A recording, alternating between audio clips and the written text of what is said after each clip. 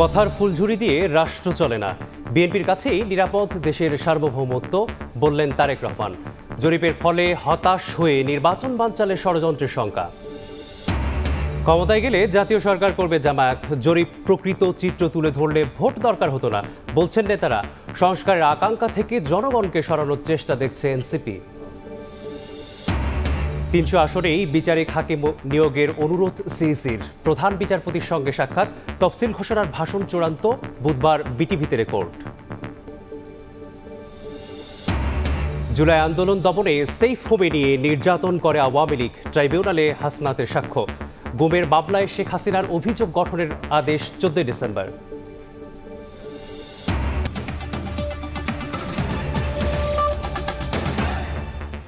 প্রবাসী সময় সঙ্গে আছি আমি মেসবাহুল আলী। দেশের স্বাধীনতা ও সার্বভৌমত্ব বিএনপির কাছেই নিরাপদ। জনগণকে ঐক্যবদ্ধ করতে না পারলে দেশের অস্তিত্ব নিয়ে প্রশ্ন উঠবে বলে মন্তব্য করেছেন বিএনপির ভারপ্রাপ্ত চেয়ারম্যান তারেক রহমান।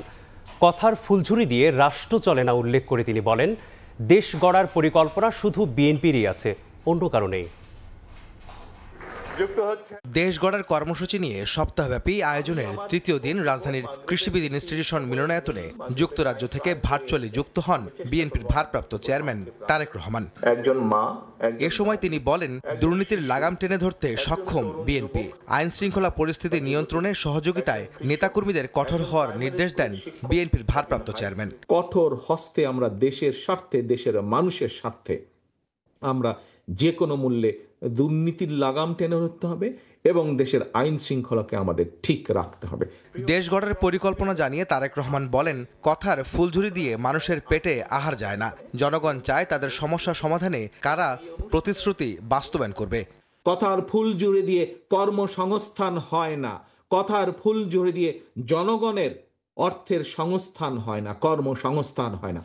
পরিকল্পনা লাগে কর্মসংস্থান করতে, জনগণের পেটে আহার দিতে, ভাত দিতে হলে পরিকল্পনা লাগে, প্ল্যানিং লাগে, যা একমাত্র বিএনপির আছে, আর কারো নেই। যদি আমরা 40% ইনশাল্লাহ করতে পারি, সেটি জনগণ ইনশাল্লাহ আমাদেরকে, আমি বিশ্বাস করি দৃঢ়ভাবে যে জনগণ আমাদের পক্ষে এসে দাঁড়াবে। দেশের স্বাধীনতার সার্বভৌমত্ব বিএনপির কাছে নিরাপদ জানিয়ে তারেক রহমান আরও বলেন, জনগণকে ঐক্যবদ্ধ করতে পারলেই গণতন্ত্র ফিরবে, দূর হবে সব ষড়যন্ত্র। দেশের স্বাধীনতা বলেন, সার্বভৌমত্ব বলেন, গণতন্ত্র বলেন, সবকিছু নির্ভর করছে বাংলাদেশ জাতীয়তাবাদী দলের উপরে। আমরা যদি জনগণকে ঐক্যবদ্ধ করতে পারি, এই দেশে গণতন্ত্র ফিরে আসবে। এই দেশকে আমরা ষড়যন্ত্র থেকে রক্ষা করতে পারবো। যদি আমরা ওই জনগণকে সাথে রাখতে না পারি, এই দেশের অস্তিত্ব নিয়ে ভবিষ্যতে প্রশ্ন দেখা দিবে। দেশ গড়ার বিএনপির পরিকল্পনাগুলো জনগণের কাছে পৌঁছে দিতে দলীয় নেতাকর্মীদের মানুষের কাছে যাওয়ার নির্দেশ দেন বিএনপির ভারপ্রাপ্ত চেয়ারম্যান। ঘরে বসে থাকার বিন্দু মাত্র সময় নেই। আহমেদ সালেহীন, সময় সংবাদ, ঢাকা। আওয়ামী লীগ আমলে 3 বাহিনীকে রাজনীতিকরণ করা হয়েছে, সে সময় জবাবদিহিতা ছিল না বলে মন্তব্য করেন বিএনপির ভারপ্রাপ্ত চেয়ারম্যান তারেক রহমান। মঙ্গলবার সন্ধ্যায় রাজধানীর গুলশানে অবসরপ্রাপ্ত সামরিক কর্মকর্তাদের সঙ্গে মতবিনিময় সভায় ভার্চুয়ালি যুক্ত হয়ে এ কথা বলেন তিনি। আর তারেক রহমান বলেন, সামরিক বাহিনীর প্রতি ভালোবাসা থেকেই অসুস্থতা নিয়ে সশস্ত্র বাহিনী দিবসের অনুষ্ঠানে যোগ দিয়েছিলেন বেগম খালেদা জিয়া। এ সময় সামরিক এক কর্মকর্তার সঙ্গে অতীতের ভুল বোঝাবুঝি নিয়েও কথা বলেন তারেক রহমান।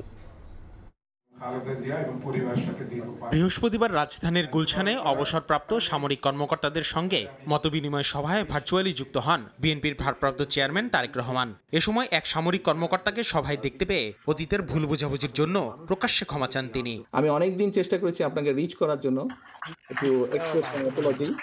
তারেক রহমান জানান, বেগম খালেদা জিয়া প্রধানমন্ত্রী থাকাকালীন বিএনপির এক কর্মসূচিতে ওই সামরিক কর্মকর্তার সঙ্গে তারেক রহমানের কিছুটা ভুল বোঝাবুঝি হয়। পরে এই কর্মকর্তার সঙ্গে একাধিকবার যোগাযোগের চেষ্টা করলেও ব্যর্থ হন তিনি। আই এম ভেরি সরি, আমি সেদিন আপনার সাথে একটু রুড ব্যবহার করেছিলাম, কোন বিভিন্ন সবকিছু মিলে। I am very sorry for that. আপনার কাছে কৃতজ্ঞ থাকবো, আপনি যেটা বলেছেন, থ্যাংক ইউ ভেরি মাচ। সভায় তারেক রহমান বলেন, আওয়ামী লীগের শাসনামলে নানা ষড়যন্ত্রে বিএনপির সঙ্গে সামরিক বাহিনীর দূরত্ব তৈরি হয়েছিল, কিন্তু অসুস্থতা নিয়েও সশস্ত্র বাহিনী দিবসের অনুষ্ঠানে বেগম জিয়ার যোগ দেয়াকে সামরিক বাহিনীর প্রতি বিএনপির আন্তরিকতা ও ভালোবাসার প্রকাশ বলে মন্তব্য করেন তিনি। ওই অসুস্থ শরীরেও উনি ওনার মনের সর্বোচ্চ শক্তি, ওনার এই অসুস্থ শরীরের সর্বোচ্চ শক্তিকে এক করে ওই অনুষ্ঠানটিতে উনি গিয়েছিলেন। গত 15, 16, 17 বছরে আপনারা অনেকে বক্তব্য যারা রেখেছেন, তাদের মধ্যে থেকে হচ্ছে আমাদের ডিফেন্স, আর্মি, নেভি, এয়ারফোর্স যেটাই হোক না কেন এগুলোকে পলিটিসাইজ করা হয়েছে। অনুষ্ঠানে বিএনপি মহাসচিব মির্জা ফখরুল ইসলাম আলমগীর বলেন, ভারতের ইঙ্গিতে তারেক রহমান দেশে আসছেন না এমনটা ভাবার কারণ নেই। নির্বাচনে আমাদেরকে পরিপূর্ণ জয়লাভ করতে হবে। আসিফ মোহাম্মদ সিয়াম, সময় সংবাদ, ঢাকা। জরিপের ফলে হতাশ হয়ে নির্বাচন বানচালের ষড়যন্ত্রের শঙ্কা করছে বিএনপি। জনগণ তাদের ষড়যন্ত্র সফল হতে দেবে না বলছেন নেতারা। ইইউ রাষ্ট্রদূতের সঙ্গে বৈঠকের পর আমির খসরু বলেছেন, ইউরোপীয় ইউনিয়ন দেশে সুষ্ঠু নির্বাচন চায়। বিএনপি মহাসচিব বলেছেন, মতবিরোধ থাকলেও জুলাইয়ের ত্যাগ বৃথা যেতে দেয়া হবে না। দেশ গড়ার পরিকল্পনা নিয়ে বিএনপির 7 দিনব্যাপী আয়োজন। মঙ্গলবার সকালে রাজধানীর খামারবাড়ির কৃষিবিদ ইনস্টিটিউটে আলোচনা সভায় দলের স্থায়ী কমিটির সদস্য নজরুল ইসলাম খান বলেন, নির্বাচনী জরিপ নিয়ে হতাশ হয়ে কেউ কেউ ষড়যন্ত্রের আশ্রয় নিতে পারে, তবে জনগণ তাদের ষড়যন্ত্র সফল হতে দেবে না। বেশি আসন এই নির্বাচনে কে পাবে, কোন দল? শতকরা ৬৬% উত্তরদাতা বলেছে বিএনপি। হতাশ হয়ে, নিরাশ হয়ে কেউ ষড়যন্ত্রের আশ্রয় নিতেই পারে। এদিকে জাতীয় প্রেস ক্লাবে বইয়ের প্রকাশনা অনুষ্ঠানে বিএনপি মহাসচিব মির্জা ফখরুল ইসলাম আলমগীর বলেন, মতবিরোধ থাকলেও জুলাইয়ের ত্যাগ যাতে বৃথা না যায় সেদিকে খেয়াল রাখতে হবে। আমাদের মধ্যে মতপার্থক্য থাকবে, কিন্তু সেই মতপার্থক্য যেন আমাদের যে আশা, আমাদের যে স্বপ্ন, জুলাই আন্দোলনের মধ্য দিয়ে আমরা যে বিজয় অর্জন করেছি, এই যে ছেলেগুলো প্রাণ দিয়েছে তাদের যে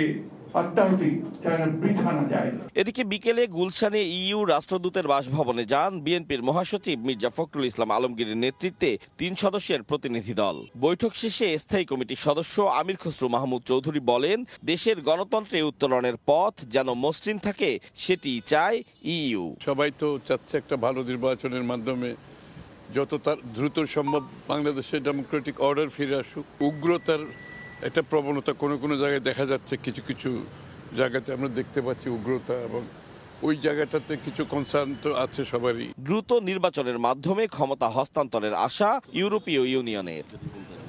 আতাউর কাউসার, সময় সংবাদ, ঢাকা। নির্বাচনে বিজয়ী হলে 3 শর্তে সব দলকে নিয়ে জাতীয় সরকার গঠন করবে জামায়াত। একথা বলেছেন দলটির আমির ডাক্তার শফিকুর রহমান। বলেন, দুর্নীতি, চাঁদাবাজ ও টেন্ডারবাজদের জন্য দেশের মানুষ স্বস্তিতে নেই। জরিপ যদি সত্যিকার পরিস্থিতি তুলে ধরতে পারত তবে নির্বাচনের প্রয়োজন হতো না বলে মন্তব্য করেছেন জামায়াতের সহকারী সেক্রেটারি জেনারেল হামিদুর রহমান আজাদ। রাজধানীতে আলাদা অনুষ্ঠানে একথা বলেন তারা। নিজ নির্বাচনী আসন ঢাকা 15-এর দক্ষিণ কাফরুল থানাধীন স্থানীয় জামায়াতের সুধী সমাবেশে যোগ দেন দলটির শীর্ষ নেতা ডাক্তার শফিকুর রহমান। আমার কথা খুব বেশি নয়। মঙ্গলবার রাতে সুধী সমাবেশে প্রধান অতিথির বক্তব্যে জামায়াত আমির বলেন, সমাজে বিদ্যমান অর্থনৈতিক বৈষম্য দূরীকরণে প্রতিজ্ঞাবদ্ধ তার দল। জানান, নির্বাচনে জয়ী হলে দুর্নীতির বিরুদ্ধে অবস্থান, বিচার ব্যবস্থায় হস্তক্ষেপ না করা এবং অভ্যুত্থানের চেতনা ধারণ করার শর্তে সকল রাজনৈতিক দল নিয়ে জাতীয় সরকার গঠন করবে জামায়াত। আমাদের কোনো বন্ধু সংগঠন বলেছেন, তারা যদি নির্বাচনে বিজয়ী হন তাহলে জামাত ইসলামকে বাদ দিয়ে তারা সরকার গঠন করবেন এবং এটা হবে জাতীয় সরকার, ঐক্যের সরকার। আমরা আপনাদেরকে সাক্ষী রেখে আমরা আশাবাদ ব্যক্ত করছি, ইনশাআল্লাহ জনগণের ভালোবাসায়, আল্লাহ তাআলার ইচ্ছায় আমরা যদি বিজয়ী হই, আমরা তাদেরকেও সাথে নিয়ে ইনশাআল্লাহ জাতীয় সরকার। এদিন দুপুরে জামায়াতের সহকারী সেক্রেটারি জেনারেল হামিদুর রহমান আজাদ সাম্প্রতিক নানা জরিপ প্রসঙ্গে বলেন, জরিপই যদি সত্যিকার পরিস্থিতি তুলে ধরতে পারত তবে দেশে নির্বাচনের কোনো প্রয়োজন হতো না। অনেক জরিপ হয়েছে, সব জরিপ কিন্তু নির্বাচনের রেজাল্ট রিফ্লেক্ট করে নাই। জরিপের বাইরে গিয়েও রেজাল্ট হয়েছে। এটার উপর ভিত্তি করে বলা যাবে না যে অমুক দল সরকারে, অমুক দল বিরোধী দলে অথবা পরাজিত। 2001 থেকে 2006-এ জোট সরকারে থাকলেও সে সময় কোনো অপরাধের সঙ্গে জড়িত ছিল না জামায়াত বলে মন্তব্য করেন দলটির নীতি নির্ধারণী পর্যায়ের এই নেতা। আমরা কিন্তু জোট সরকারে ছিলাম, কিন্তু আমাদের 2 জন কাদা লাগাই নাই। শফিক মুন্সি, সময় সংবাদ, ঢাকা। ক্ষমতায় কারা যাবে এমন জরিপ করে সংস্কারের আকাঙ্ক্ষা থেকে জনগণকে সরানোর অপচেষ্টা দেখছে এনসিপি। দলটির নেতারা বলেন, আগামীর বাংলাদেশে মুক্তিযুদ্ধ ও ধর্মের নামে কার্ড খেলার রাজনীতি চলবে না। যুব উইংয়ের সাংগঠনিক কার্যক্রম গতিশীল করতে জাতীয় যুব শক্তির প্রতিনিধি সম্মেলন আয়োজন করে জাতীয় নাগরিক পার্টি। মঙ্গলবার সন্ধ্যায় রাজধানীর আবু সাইদ কনভেনশন হলে সম্মেলনে যোগ দেন কেন্দ্রীয় নেতারা, কথা বলেন সমসাময়িক রাজনৈতিক বিষয়ে।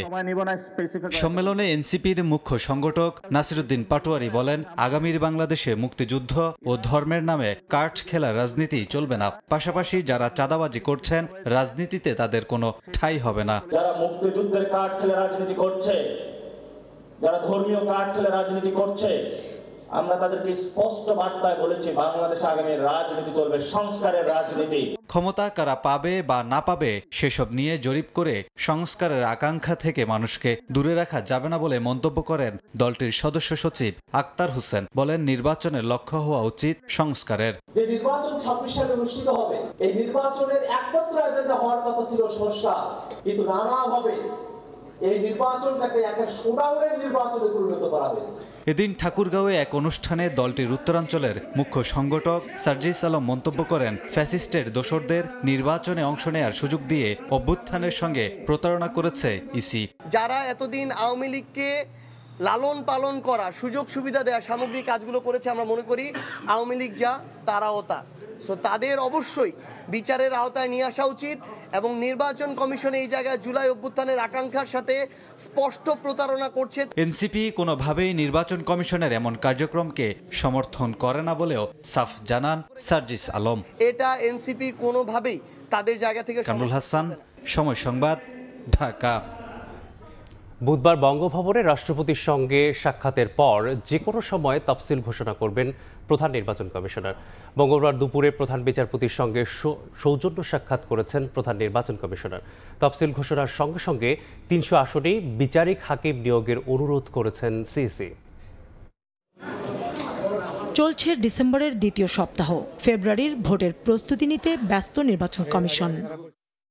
নির্বাচনের সার্বিক প্রস্তুতি জানাতে এরই মধ্যে প্রধান উপদেষ্টা ডক্টর মোহাম্মদ ইউনূসের সঙ্গে দেখা করেছেন এএমএম নাসিরুদ্দিনের কমিশন। জাতীয় নির্বাচন ও গণভোটের তফসিল ঘোষণা উপলক্ষে প্রধান নির্বাচন কমিশনারের ভাষণ চূড়ান্ত হয়েছে। সিইসির ভাষণ রেকর্ড ও সম্প্রচারে প্রস্তুত থাকতে বিটিভি ও বেতারকে চিঠি দিয়েছে সাংবিধানিক প্রতিষ্ঠানটি। তফসিল ঘোষণার আগে আমাদের যে প্রস্তুতিগুলো রয়েছে, আলহামদুলিল্লাহ নির্বাচন কমিশন সকল প্রস্তুতি গ্রহণ করে রেখেছে। এদিকে মঙ্গলবার দুপুরে প্রধান বিচারপতির সঙ্গে সৌজন্য সাক্ষাৎ করেন সিইসি। আর রেওয়াজ অনুযায়ী বুধবার ভোটের তারিখ নিয়ে বঙ্গভবনে যাবেন AMM Nasiruddin commission. Electoral inquiry committee যাতে ওনারা ডেপ্লয় করবেন আমাদের শিডিউল ঘোষণার সাথে সাথে, এই কাজটা যাতে ত্বরান্বিত করেন সেটা ওনাকে একটু রিকোয়েস্ট করেছে। প্রথা অনুযায়ী সিইসির ভাষণ রেকর্ডের দিনই তফসিল ঘোষণা করা হয়ে থাকে। কাউসার চৌধুরী কুমু, সময় সংবাদ, ঢাকা। হাসপাতালে চিকিৎসাধীন বিএনপি চেয়ারপারসন বেগম খালেদা জিয়ার শারীরিক অবস্থা এখনও অপরিবর্তিত। তার লন্ডন যাত্রা নিয়ে এখনও সিদ্ধান্ত নেয়নি মেডিকেল বোর্ড। আপাতত এভার কেয়ারেই চলবে চিকিৎসা। এদিকে বেগম জিয়ার চিকিৎসা কার্যক্রম সরাসরি তদারকি করছেন তার পুত্রবধূ ডাক্তার জুবাইদা রহমান। আর 17 দিন ধরে বেগম জিয়ার সঙ্গে আছেন ছোট ছেলের সহধর্মিণী শামিলা রহমান। এদিকে মঙ্গলবার সন্ধ্যায় বেগম জিয়ার স্বাস্থ্যের খোঁজ নিতে হাসপাতালে যান স্বাস্থ্য উপদেষ্টা। 17 দিন ধরে রাজধানীর এভারকেয়ার হাসপাতালে চিকিৎসাধীন বিএনপি চেয়ারপারসন বেগম খালেদা জিয়া। তার শারীরিক অবস্থা এখনও অপরিবর্তিত। এরই মধ্যে এন্ডোস্কোপি করে বেগম জিয়ার পাকস্থলী রক্তক্ষরণ বন্ধ করা হয়েছে। স্বাভাবিক এসেছে সিটি স্ক্যানের রিপোর্ট। দেশি বিদেশি চিকিৎসকের নিবিড় তত্ত্বাবধানে আছেন সাবেক প্রধানমন্ত্রী। দেশে এসে সশরীরে চিকিৎসা কার্যক্রম তদারকি করছেন পুত্রবধূ ডাক্তার জুবাইদা রহমান। মেডিকেল বোর্ডের সদস্য ও বিএনপির স্থায়ী কমিটির সদস্য ডাক্তার এজেডএম জাহিদ হোসেন সবশেষ ব্রিফিংয়ে জানিয়েছেন, এখনও লন্ডনে নেয়ার মতো শারীরিক অবস্থা নেই বেগম জিয়ার। এই অবস্থায় এভারকেয়ার হাসপাতালে চলবে চিকিৎসা, তবে শরীর উপযুক্ত পর্যায়ে এলেই নেওয়া হবে বিদেশে। দীর্ঘদিন থেকে আর্থ্রাইটিস, ডায়াবেটিসের পাশাপাশি কিডনি, লিভার, ফুসফুস, হৃদযন্ত্র, চোখের সমস্যা সহ নানা জটিলতায় ভুগছেন বেগম খালেদা জিয়া। 23 নভেম্বর এভারকেয়ারে ভর্তি হন তিনি। ফুসফুস ও হৃদযন্ত্রের সংক্রমণ ধরা পড়ার পর সিসিইউতে রেখে চলছে চিকিৎসা। শফিকুজ্জামান রুবেল, সময় সংবাদ, ঢাকা। বিএনপি চেয়ারপারসন বেগম খালেদা জিয়ার রোগমুক্তি ও সুস্থতা কামনায় কোরআন খতম, দোয়া ও বিশেষ মোনাজাত হয়েছে। এতে অংশ নেন দলীয় নেতাকর্মী সহ সাধারণ মানুষ। দল মত নির্বিশেষে সবাই বেগম খালেদা জিয়ার সুস্থতা কামনা করেন।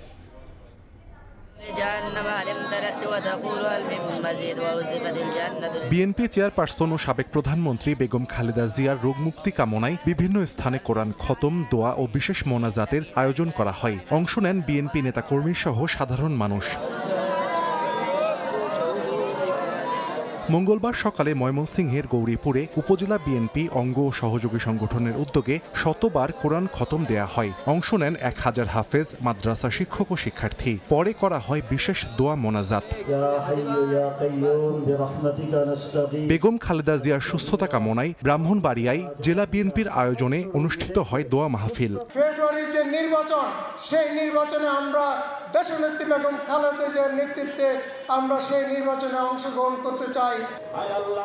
চট্টগ্রামের হাটহাজারীতে বিএনপি মনোনীত প্রার্থী ব্যারিস্টার মীর মোহাম্মদ হেলাল উদ্দিনের আয়োজনে অনুষ্ঠিত হয় দোয়া মাহফিল। বিএনপি, যুবদল, ছাত্রদল সহ অঙ্গ ও সহযোগী সংগঠনের নেতাকর্মীরা উপস্থিত ছিলেন। বাংলাদেশের অভিভাবক তুল্য, আমাদের মাতৃতুল্য নেত্রী আল্লাহ খালেদা জিয়া কে যেন দ্রুততম সময়ের মধ্যে সুস্থ করে আমাদের মাঝে ফিরিয়ে দেন এবং আল্লাহ যেন ওনাকে হায়াতে তাইয়্যিবা দান করেন। দ্রুত সুস্থ হয়ে ফিরবেন দলীয় চেয়ারপারসন, এমনটাই আশা বিএনপি নেতাকর্মীদের। সাহাল আব্দুল্লাহ আলভি, সময় সংবাদ। শত বছরেও আরেকজন বেগম রোকেয়া তৈরি না হওয়ায় আক্ষেপ প্রকাশ করেছেন প্রধান উপদেষ্টা ডক্টর মোহাম্মদ ইউনূস। মঙ্গলবার সকালে রাজধানীর উসমানী স্মৃতি মিলনায়তনে বেগম রোকেয়া দিবসের অনুষ্ঠানে তিনি আরও বলেন, মহিষী নারীর দেখানো পথ ধরে এগিয়ে যেতে হবে। দেশ ও জাতি গঠনে নারীদের ভূমিকা রাখতে আরও সুযোগ করে দিতে হবে। এবছর রোকেয়া পদক পেয়েছেন ফুটবলার ঋতুপর্ণা চাকমা সহ 4 জন। বাঙালি নারী জাগরণের অগ্রদূত বেগম রোকেয়া দিবসের অনুষ্ঠান যোগ দেন প্রধান উপদেষ্টা ডক্টর মোহাম্মদ ইউনূস। এবছর নারী জাগরণে বিশেষ অবদানের জন্য রোকেয়া পদক পেয়েছেন 4 জন। নারী শিক্ষায় বিশেষ অবদানের জন্য রুভানা রাকিব, নারীদের শ্রমাধিকারে অবদানের জন্য কল্পনা আক্তার, মানবাধিকারে বিশেষ অবদানের জন্য ডক্টর নাবিলা ইদ্রিস ও ক্রীড়ায় অবদান রাখায় জাতীয় নারী ফুটবল দলের খেলোয়াড় ঋতুপর্ণা চাকমার হাতে পদক তুলে দেন প্রধান উপদেষ্টা। প্রধান অতিথির বক্তব্যে শত বছরেও আরেকজন বেগম রোকেয়া তৈরি না হওয়ায় আক্ষেপ করেন ডক্টর ইউনূস। আমরা 100 বছর পরেও আরেকজন রোকেয়া সৃষ্টি করতে পারি নাই, এটা আমাদের দুর্ভাগ্য। তিনি যেসব দিক নির্দেশনা দিয়ে গেছেন, যেসব স্বপ্ন দেখিয়ে গেছেন, সেই স্বপ্নকে আমরা আমলে আনতে পারি নাই। কথা বলেছি, অগ্রসর হতে পারি না। জুলাই গণ অভ্যুত্থানে নারী নেতৃত্বের প্রশংসা করে প্রধান উপদেষ্টা বলেন, দেশ ও জাতি গঠনে নারীদের ভূমিকা রাখতে আরও সুযোগ তৈরি করে দিতে হবে। আমাদেরকে স্পেস ছেড়ে দিতে হবে। মেয়েরা এসছে, তারা যার জায়গায় দখল করবে, নেতৃত্ব দেবে, সেটা অলরেডি গণ অভ্যুত্থানে দেখিয়েছে। আজকে আমাদের সামনে যারা বসে আছে তারা আমাদেরকে বের করে আনবে। বেগম রোকেয়া যে ডাক দিয়েছিল, সেই ডাক 100 বছর পরে হলেও এখানে যেন শোনা যায়। মহিলা ও শিশু বিষয়ক মন্ত্রণালয়ের নাম পরিবর্তন করে নারী ও শিশু বিষয়ক মন্ত্রণালয় রাখা হয়েছে। আমাদেরকে ঠিক করে দিতে। নাজমুস সালেহী, সময় সংবাদ, ঢাকা। আবু সাইদ হত্যা মামলায় সাক্ষ্য দিলেন জুলাই আন্দোলনের অন্যতম সমন্বয়ক হাসনাত আব্দুল্লাহ। জবানবন্দিতে আন্দোলনে আইন শৃঙ্খলা বাহিনী, আওয়ামী লীগ, ছাত্রলীগের নৃশংসতা, সেফ হোমে নির্যাতনের বর্ণনা তুলে ধরেন। এদিকে গুমের মামলায় শেখ হাসিনা সহ 13 আসামির বিরুদ্ধে বিচার শুরু হবে কিনা 14 ডিসেম্বর আদেশ দেবেন আদালত। শেষের দিকে জুলাই গণঅভ্যুত্থানের প্রথম শহীদ আবু সাইদ হত্যা মামলার সাক্ষ্য গ্রহণ। মঙ্গলবার সকাল 10টার দিকে আদালতে হাজির হন জাতীয় নাগরিক পার্টির নেতা ও জুলাই আন্দোলনের অন্যতম সমন্বয়ক হাসনাত আব্দুল্লাহ। 11টার দিকে শুরু হয় সাক্ষ্য গ্রহণ। জবানবন্দিতে আন্দোলনের প্রেক্ষাপট, আইন শৃঙ্খলা বাহিনী, আওয়ামী লীগ ও ছাত্রলীগের নৃশংসতার চিত্র তুলে ধরেন হাসনাত। আবু সাইদ হত্যার সঙ্গে জড়িতদের শাস্তির দাবিও জানান তিনি। আমাদের সারা রাত ভোর ব্যাপী আমাদেরকে জিজ্ঞাসাবাদ করা হয়। আমরা যেন বলি যে আমরা আন্দোলন প্রত্যাহার করে নিয়েছি, তাহলে আমাদের লাইফ সেটেল করে দিবে। সারা দিন ব্যাপী আমাদেরকে নির্যাতন করা হয়। গণমাধ্যম, বিচার বিভাগ সহ রাষ্ট্রের বিভিন্ন প্রতিষ্ঠানকে ব্যবহার করে শেখ হাসিনা ফ্যাসিবাদ কায়েম করেছিলেন। এখনও সেই প্রবণতা লক্ষ্য করা যাচ্ছে। এনসিপি জনগণের শক্তি নিয়েই ক্ষমতায় যেতে চায় বলেও মন্তব্য করেন দলটির এই নেতা। কোনো মিডিয়াকে নিয়ন্ত্রণ করার মধ্য দিয়ে, ব্যুরোক্রেসিকে নিয়ন্ত্রণ করার মধ্য দিয়ে, মিলিটারিকে নিয়ন্ত্রণ করার মধ্য দিয়ে, পাশের দেশ ভারতের কনসেন্ট নিয়ে আমরা কোনো ক্ষমতায় যেতে চাই না। এদিন ট্রাইব্যুনাল 1-এ আওয়ামী লীগের আমলে জেআইসি সেলে ২৬ জনকে গুম করে নির্যাতনের মামলায় হাজির করা হয় গ্রেফতার ৩ সেনা কর্মকর্তাকে। সাবেক প্রধানমন্ত্রী শেখ হাসিনা সহ ১৩ আসামির বিরুদ্ধে বিচার শুরু হবে কিনা সে বিষয়ে ১৪ই ডিসেম্বর আদেশ দেবেন আদালত।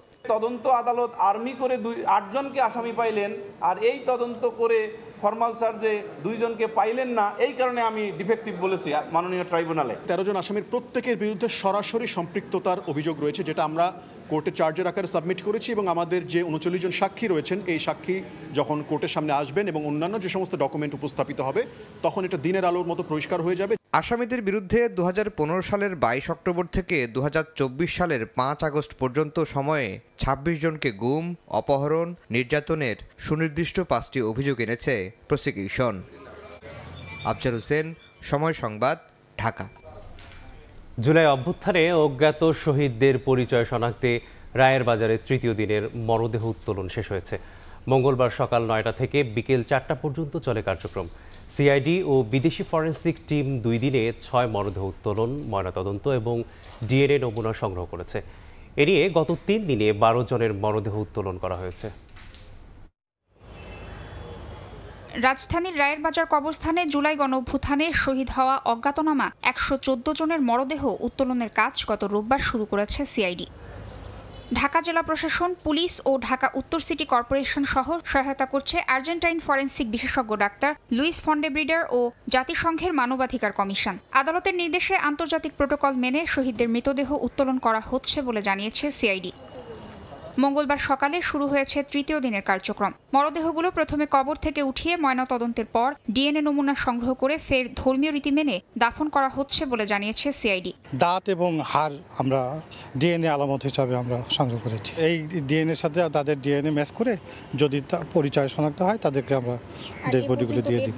তৃতীয় দিনে অজ্ঞাত ৬ জনের মরদেহ উত্তোলন করা হয়েছে। এ নিয়ে রোববার থেকে মঙ্গলবার পর্যন্ত ১২ জনের মরদেহ উত্তোলন করা হয়েছে। ৭ তারিখে প্রথম দিনে আমরা 2টা লাশ উত্তোলন করেছি, ৮ তারিখে 4টা এবং আজকে 6টা। টোটাল আমরা 12টা ডেড বডি উত্তোলন করতে পেরেছি। এখন পর্যন্ত পরিচয় জানতে 7টি শহীদ পরিবারের 11 জন স্বজন তাদের ডিএনএ নমুনা দিয়েছেন। নমুনার সঙ্গে অজ্ঞাতনামা মরদেহের নমুনা মিলিয়ে পরিচয় নিশ্চিত করার কাজ চলছে। তাসনিয়া নিশাত মিম, সময় সংবাদ, ঢাকা।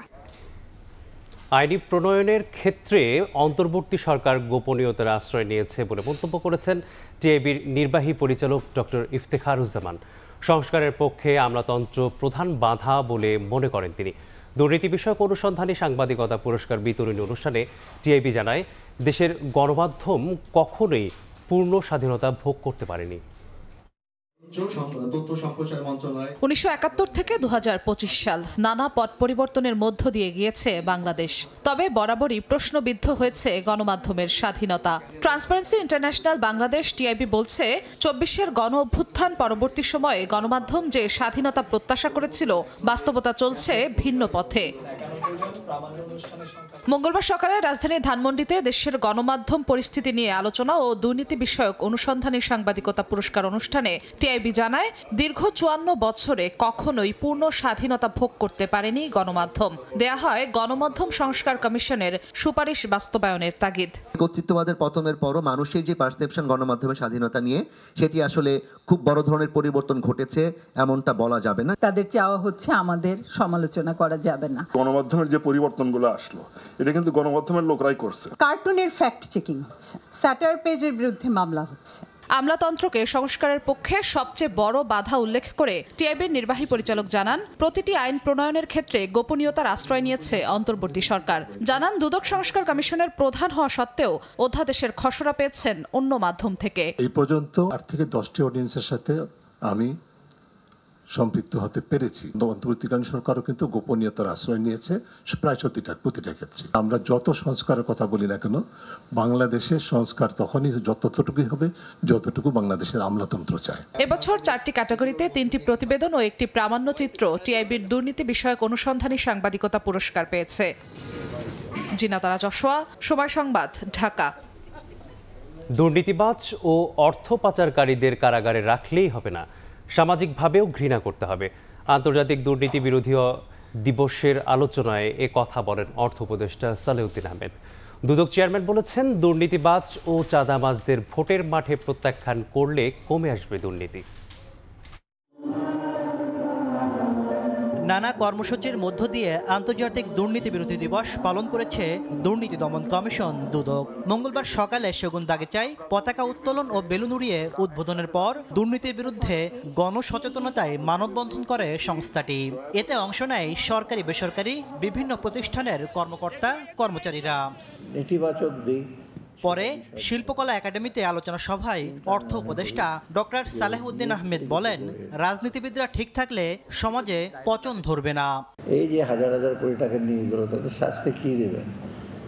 সারা জীবন জেলে থাকলেও শাস্তির তো সে সঠিক শাস্তি হবে না। সমাজ থেকে দুর্নীতিকে যদি ঘৃণা না করি, দুর্নীতিগ্রস্ত মানুষকে যদি ঘৃণা না করি, দুর্নীতি কিন্তু কোনোদিন যাবে।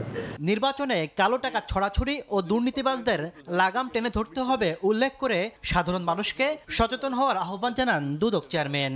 আমরা যদি আমাদের শাসন করার জন্য দুঃশাসকদের রাখি, আমরা যদি সঠিক লোককে নির্বাচন না করি, যারা দুর্নীতিগ্রস্ত, যারা সন্ত্রাসী, যারা চাঁদাবাজ, তাদের যদি রাখি, তাহলে আমরা কেমন করে সুশাসন পাবো? গত 15 বছরের অপরাধী তারা যখন পালিয়ে যাচ্ছেন, পালিয়ে যাওয়ার সময় আমাদের রাজনৈতিক এলিটরা তার সাথে যুক্ত, তারা তাদের সীমান্ত পার করে দিয়েছেন এবং বিনিময়ে কোটি কোটি টাকা নিয়েছেন। এটা আমার মনে হয় প্রকাশ্যে বলার সময় এসছে। এ ধরনের লোককে আপনারা নির্বাচিত করবেন কিনা সেই চিন্তা আপনাদের করতে হবে। এ সময় পাচার হওয়া অর্থ দেশে ফেরাতে সংশ্লিষ্ট দেশের হাই কমিশনগুলোতে দুদক কর্মকর্তা নিয়োগ দিতে সরকারের প্রতি আহ্বান জানান আব্দুল মোমিন। বড় একটা কমিশন হতে হবে এটা আমি মনে করি না। তাসলিম তৌহিদ, সময় সংবাদ, ঢাকা। ফেসবুকে নির্বাচনী প্রচারণা নিয়ে দফায় দফায় সংঘর্ষ। হবিগঞ্জে প্রাণ গেল বিএনপি সমর্থকের, আহত হয়েছেন অন্তত 30 জন। অন্যদিকে চাঁপাইনবাবগঞ্জের শিবগঞ্জে হাত পা কেটে ফেলে রাখা বিএনপি কর্মী নয়ন আলী মারা গেছেন। নিহতের বাড়িতেও লুটপাট, ভাঙচুর ও আগুন দেয় দুর্বৃত্তরা। রাজধানীর মোহাম্মদপুরে নিজ বাসায় হত্যাকাণ্ডের শিকার মা মেয়েকে গ্রামের বাড়ি নাটোরে দাফন করা হয়েছে। এর আগে তাদের জানাজায় অংশ নেন বহু মানুষ। এদিকে খুনের ঘটনায় তাদের গৃহকর্মী আয়েশাকে আসামি করে মামলা করা হয়েছে। পাবনায় ট্রাক ও মাইক্রোবাস সংঘর্ষে বিএনপি চেয়ারপারসনের বিশেষ সহকারী শিমুল বিশ্বাস সহ 4 জন আহত হয়েছেন। এছাড়া মুন্সিগঞ্জ ও কক্সবাজার সহ 7 জেলায় সড়ক দুর্ঘটনায় প্রাণ গেল 12 জনের, আহত হয়েছেন অন্তত 9 জন। এবার গাজীপুর জেলা কারাগারে ধরা পড়েছে আয়নাবাজি। বন বিভাগের মামলায় অভিযুক্ত সাত্তারের পরিবর্তে কারাগারে আছেন সাইফুল নামের আরেক ব্যক্তি। সময় সংবাদের অনুসন্ধানে উঠে এসেছে চমকে ওঠার মতো এমনই তথ্য।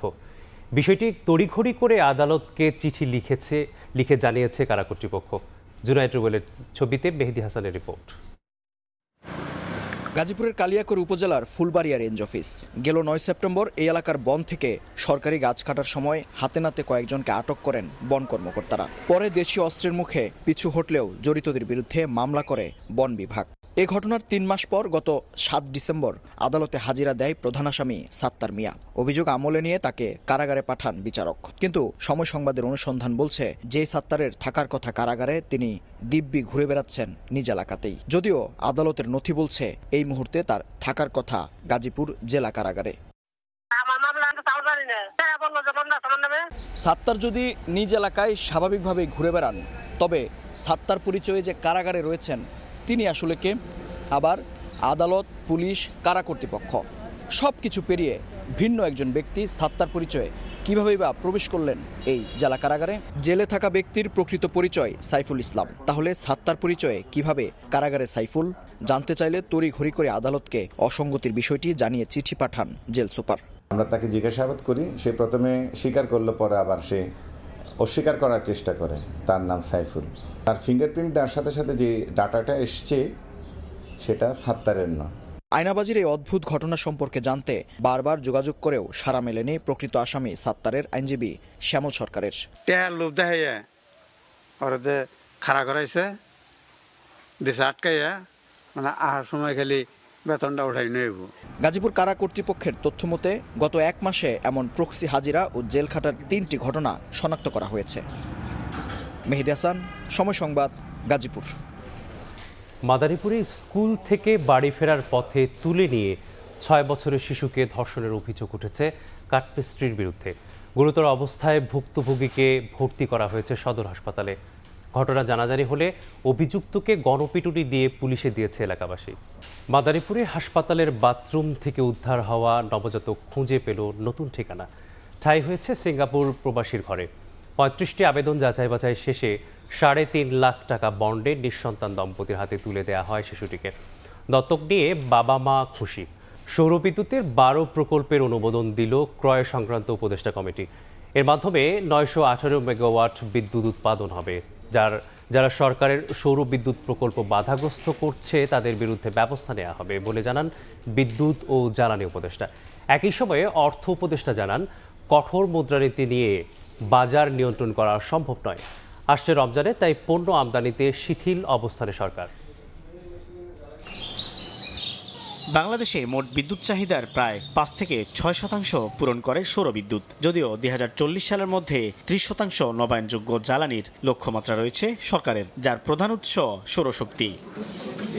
মঙ্গলবার বিকেলে সচিবালয়ে ক্রয় সংক্রান্ত সরকারি উপদেষ্টা পরিষদ কমিটির বৈঠক অনুষ্ঠিত হয়, যেখানে সর্বমোট 25টি প্রস্তাব অনুমোদন করা হয়। এর মধ্যে সৌরবিদ্যুৎ উৎপাদনের প্রস্তাব রয়েছে 12টি, যার ব্যয় ধরা হয়েছে 36,740 কোটি টাকা। এর মাধ্যমে 918 মেগাওয়াট বিদ্যুৎ উৎপাদন হবে। আর প্রকল্প বাস্তবায়নকালে সাশ্রয় হবে 420 কোটি টাকা বলে জানিয়েছে বিদ্যুৎ ও জ্বালানি মন্ত্রণালয়।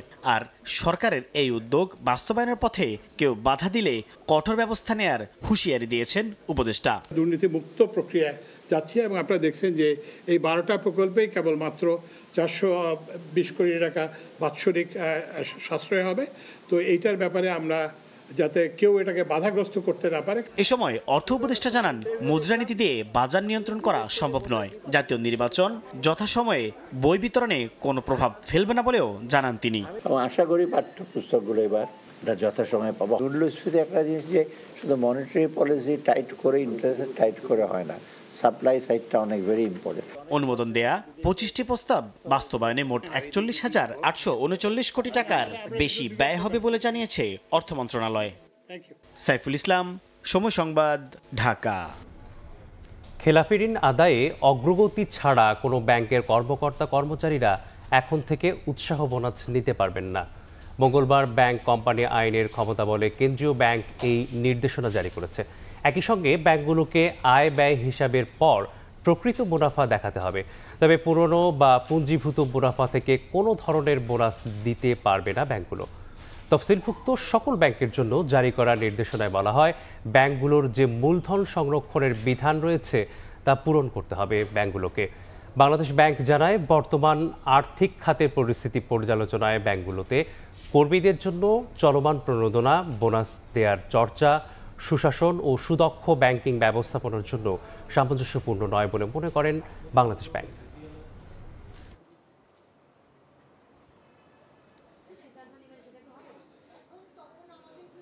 ইন্দোনেশিয়ার একটি বহুতল বাণিজ্যিক ভবনে ভয়াবহ আগুনের ঘটনা ঘটেছে। মঙ্গলবার স্থানীয় সময় দুপুরে রাজধানী জাকার্তায় ব্যাটারি বিস্ফোরণ থেকে শুরু হওয়া আগুন ছড়িয়ে পড়ে গোটা ভবনে। অন্তঃসত্ত্বা নারীসহ অন্তত 22 জনের মৃত্যু হয়েছে। অস্তিত্ব সংকটে ভুগছেন বর্তমান জার্মান চ্যান্সেলর ফ্রিডরিশ মের্জ। শুধু যে তিনি জনপ্রিয়তার তলানিতে আছেন তা নয়, তার নেতৃত্বে দেশটির জোট সরকারের নানা সিদ্ধান্তের প্রতিও আস্থা রাখতে পারছে না দেশটির সাধারণ মানুষ। জার্মানি থেকে বিটু বড়ুয়ার রিপোর্ট। বছরের শেষে এসেও সাধারণ মানুষের আস্থা অর্জনে পুরোপুরি ব্যর্থ বর্তমান জার্মান চ্যান্সেলর ফ্রিডরিশ মের্জ।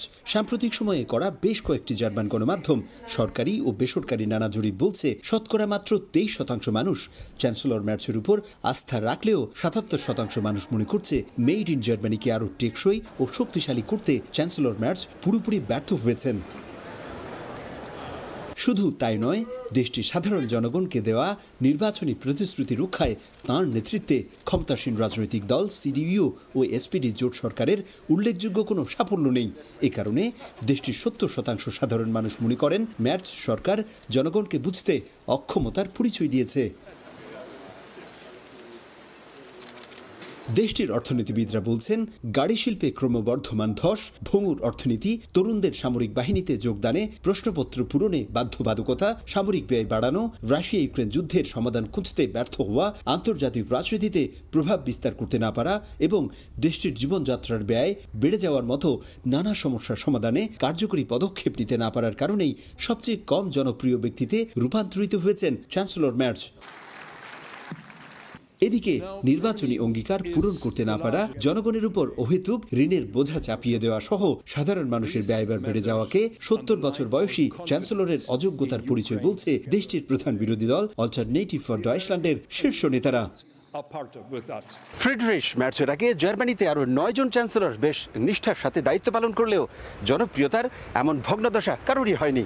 সমাজতত্ত্ববিদদের মতে নির্বাচনের আগে জার্মানির প্রতিটি খাতে আমূল পরিবর্তন আনার যে প্রতিশ্রুতি ফ্রিডরিশ ম্যার্চ দিয়েছিলেন তাতে তিনি পুরোপুরি ব্যর্থ হওয়ায় তার জনপ্রিয়তার এমন বেহাল দশার মূল কারণ।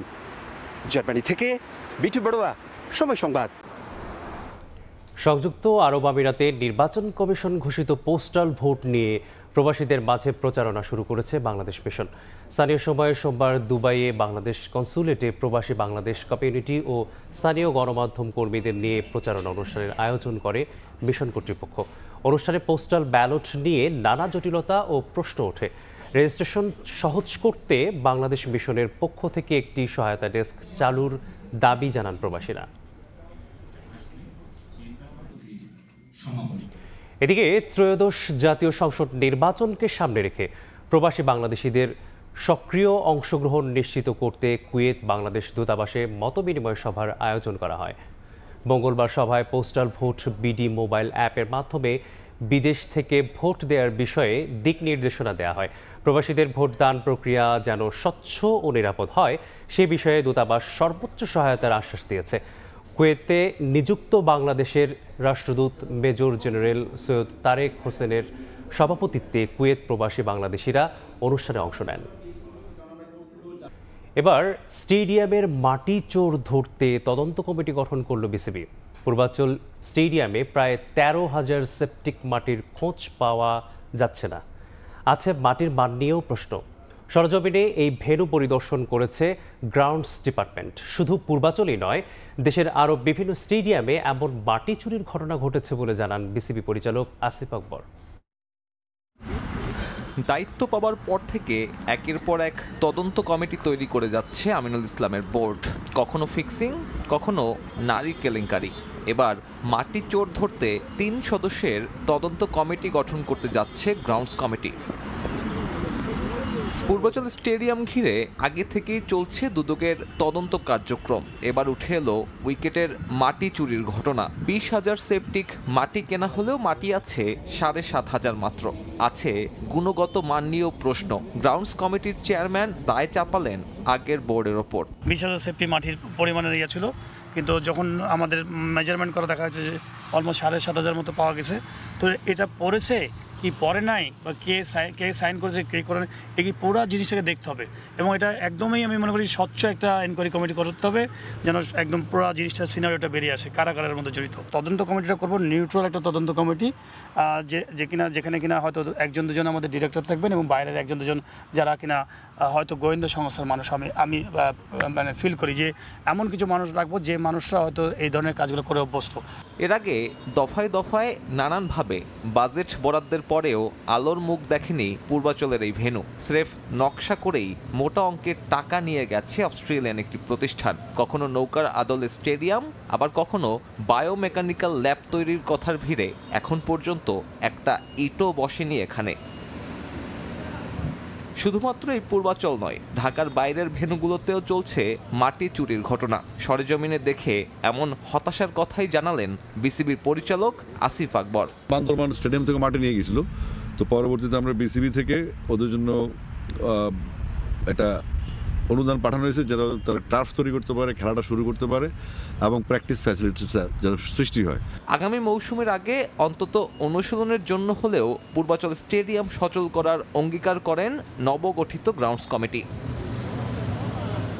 সাব্বির মিথুন, সময় সংবাদ। তৃতীয়বারের মতো জাতীয় ক্রিকেট লিগের শিরোপা জিতল রংপুর বিভাগ।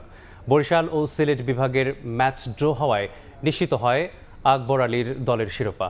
টি-20-র পর এবছর লঙ্কার ভার্সনের ট্রফিও জিতল রংপুর। 4 ম্যাচে 29 উইকেট নিয়ে টুর্নামেন্ট সেরা হয়েছেন রংপুরের পেসার মুকিদুল মুগ্ধ। রংপুর বিভাগের ২৭তম জাতীয় ক্রিকেট লিগের শিরোপা অনেকটা নিশ্চিত হয়েছিল সোমবারই। 3 দিনেই তারা দাপটের সঙ্গে হারায় খুলনাকে। এরপরও ছিল অপেক্ষা। রাজশাহীতে লড়ছিল বরিশাল ও সিলেট বিভাগ। জিতলেই চ্যাম্পিয়ন হওয়ার সুযোগ ছিল সিলেটেরও। তাই তো মাঠে এসে রংপুর বিভাগের সবার নজর মোবাইল ফোনের স্ক্রিনে কি হচ্ছে সিলেট বরিশাল ম্যাচে। শেষ পর্যন্ত অভাবনীয় কিছু করতে পারেনি সিলেট। ম্যাচ ড্র হওয়ায় পরন্ত বিকেলে ভিন্ন এক আবহ বগুড়ার শহীদ চান্দু স্টেডিয়ামে। টি-20 শিরোপা জয়ের 2 মাসের মধ্যেই এবার জাতীয় ক্রিকেট লিগের 4-ডে টুর্নামেন্টের ট্রফি জিতল নাসির নাইম ইসলামদের রংপুর বিভাগ। একসঙ্গে 2 ট্রফি নিয়ে উৎসবে মেতে ওঠেন রংপুর বিভাগের ক্রিকেটাররা। এর আগে এই কীর্তি ছিল শুধু রাজশাহী বিভাগের। একই বছর ঘরোয়া লিগের টি-20 ও ফার্স্ট ক্লাস টুর্নামেন্টের শিরোপা জয়। এবার সেখানে যোগ হলো রংপুরের নাম। 7 ম্যাচে 31 পয়েন্ট নিয়ে জাতীয় লিগের 3য় শিরোপা জিতল রংপুর। আর 3 পয়েন্ট কম নিয়ে সিলেটকে সন্তুষ্ট থাকতে হয় রানার্স আপ হয়ে। অনেক হার্ডওয়ার্কের পরে এই ট্রফিটা আসে, সেই জন্য এই ট্রফিটা আমার মনে হয় শুধু আমাদের কাছে না, প্রত্যেকটা টিমের কাছে খুব স্পেশাল এবং প্রত্যেকটা টিমই চায় এই ট্রফিটা যারা উইন করতে পারে। এই সিজনে টি-20 চ্যাম্পিয়ন হয়েছি, তো আমরা চাচ্ছিলাম যে 4-ডেতেও যাতে আমরা চ্যাম্পিয়ন হই।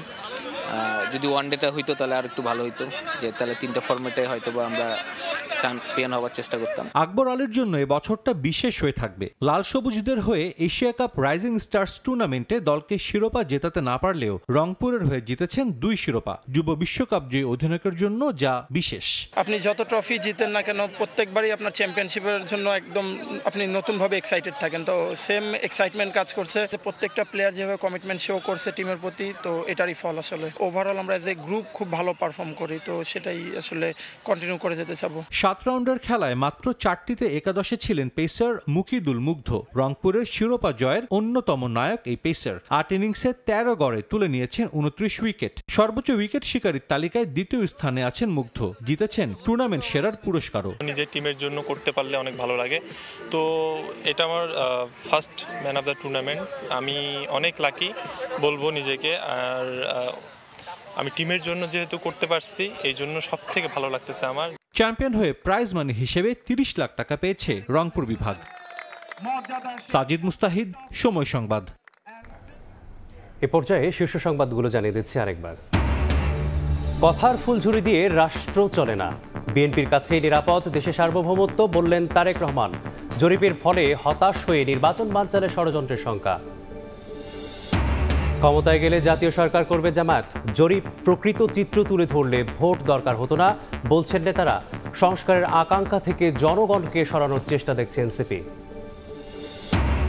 এবং 300 আসনেই বিচারিক হাকিম নিয়োগের অনুরোধ সিইসির। প্রধান বিচারপতির সঙ্গে সাক্ষাৎ। তফসিল ঘোষণার ভাষণ চূড়ান্ত। বুধবার বিটিভিতে রেকর্ড।